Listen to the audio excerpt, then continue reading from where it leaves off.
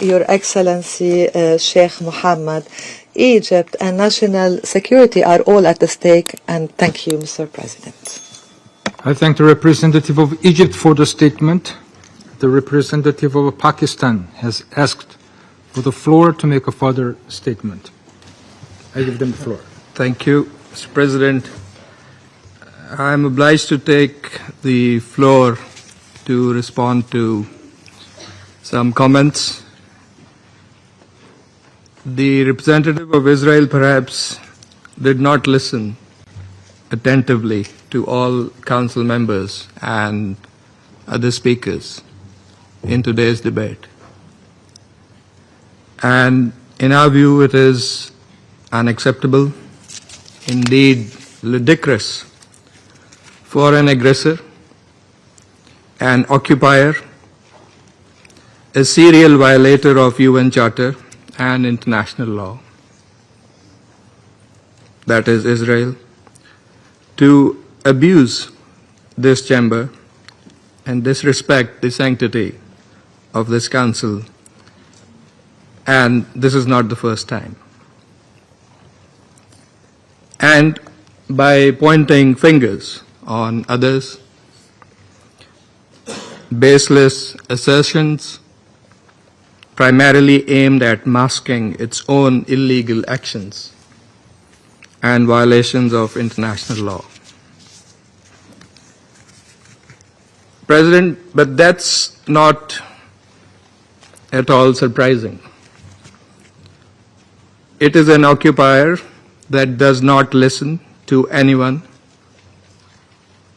that does not pay heed to any advice, even from its friends, if there are any left, that refutes, and not just refutes, it threatens members of the international community, international media, international human rights and humanitarian organizations, doesn't listen to the ICJ or the ICC, and threatens the UN and its senior officials. And it does that with impunity, shielded by its apologists who time and again acquiesce in its illegal actions and defiance of the international community. And like all occupiers, despite being the aggressor, it feigns and plays the victim. But today it is totally exposed. President, this Council has spent decades discussing the situation in the Middle East and the Palestinian question. Meeting after meeting, we devote hours to this agenda. It is not because of anyone else. It is because of Israel that refuses to vacate its illegal occupation,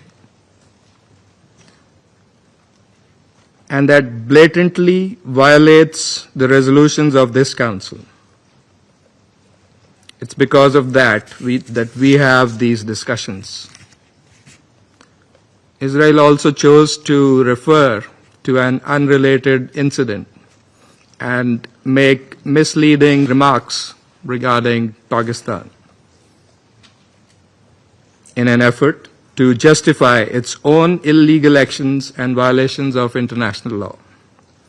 Pakistan's position on that incident has been clearly stated and is publicly available. The international community is well aware of Pakistan's frontline role and sacrifices in the international community's fight against terrorism. The entire world, including our partners, acknowledge that Al-Qaeda was largely decimated due to Pakistan's counterterrorism efforts. And we remain committed in this global, collective endeavor We cannot accept insinuations from an irresponsible rogue state that is, in fact, the perpetrator of worst kind of state terrorism that we are witnessing in Gaza and, in fact, in the occupied Palestinian territories for decades. And we reject any false analogy, as has also been done by Qatar. For whatever way it interprets the statements in this council, the occupying power must go back and read carefully the statement issued by the Security Council today. And let me read it out loud here. A statement that normally should have been stronger, but nevertheless it has been unanimously adopted by the Council. The members of the Security Council expressed their condemnation of the recent strikes in Doha, the territory of a key mediator, on 9 September.